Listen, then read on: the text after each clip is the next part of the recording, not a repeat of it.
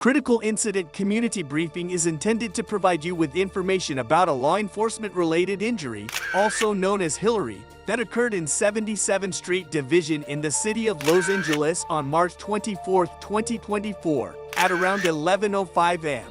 Hillary is a use of force incident where an individual requires hospitalization. You're about to see relevant video footage and learn about other evidence and police procedures related to the case so you can have a better understanding of what occurred based on what we know right now. The LAPD conducts a very thorough use of force investigations, which typically require the investigators to interview multiple witnesses, view numerous hours of video footage, and analyze a significant amount of forensic evidence. We are still at the very early stages of this investigation, which can often take up to a year to complete, and our understanding of the incident may change as this additional evidence is collected, analyzed, and reviewed.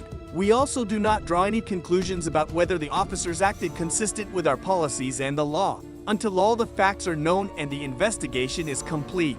A word of caution. The images and information you're about to see may be disturbing when a police officer uses force to arrest a suspect or defend against an attack. It can be graphic and difficult to watch. In addition, there may be strong language used by those shown in the video. Viewer discretion is advised, especially for young children and sensitive viewers. 77th Street Division patrol officers responded to a domestic violence restraining order violation suspect radio call in the 1700 block of West 59th Street. The suspect was an ex-boyfriend, described as a male Hispanic wearing black sweatpants and no shirt. There is the 911 call and corresponding radio broadcast from arrival. Hello? Can I help you? Hello?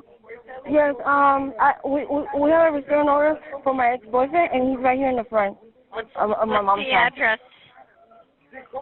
17 West 59th Street. 17 West 59th Street. Is this a house? Yeah, Is this a house or apartment? It's a house. Where is he at right now? He's in front of my house. In front? Yes. Okay, and you have a restraining order against him? Yes. Okay. You know, all he says is bullshit, okay? It's all lies. 1 second. Don't talk to him. Ask Coco. Coco ain't go bullshit. They said not to talk to him. All them niggas ain't go bullshit, nigga. 1 second. I'm talking to the officers. Don't hang up. I'm going to have more questions for you, okay? Okay. Hold on. Associates on 1215 domestic violence restraining order violation, 17 West 59th Street. To the front, the suspect is an ex-boyfriend, has a restraining order, code 3 incident 1771 1233. The officers saw a male Hispanic matching the description provided walking on the sidewalk in front of the victim's residence. That suspect was later identified as Brian Gary. As the officers arrived to the location, Gary immediately ran from the officers and a foot pursuit ensued. The officers immediately began to give Gary verbal commands to stop and warned him that if he did not, he would be tased. However, Gary continued to flee as the officers closed the distance on Gary. One officer shoved Gary into a parked car, and another officer discharged a taser in the probe mode at Gary, striking him in the chest and stomach. Gary immediately fell to the ground and was subsequently taken into custody without further incident. A taser is an electron-controlled device that is carried by nearly all patrol officers. It can fire multiple metal probes that are designed to cause neuromuscular incapacitation. A portion of this incident was captured on the responding officer's digital in-car video. Most marked vehicles assigned to patrol have a camera mounted inside, which activates when the emergency lights are on. The camera can also be manually activated. These digital in-car cameras have a buffer of video without audio. Upon activation, the camera goes back 1 minute and starts recording. Code 15 code 6 on suspect.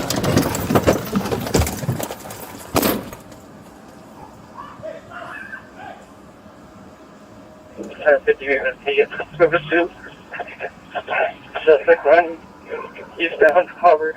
A portion of this incident was also captured on the responding officer's body-worn video. Body-worn video cameras are used by most officers assigned to field duties. They are worn at chest level and capture a general perspective within line of sight. From that angle, the angle of the camera prohibits viewers from seeing everything the officers saw and experienced upon activation. Both audio and video will turn on, however, body-worn video cameras have a buffer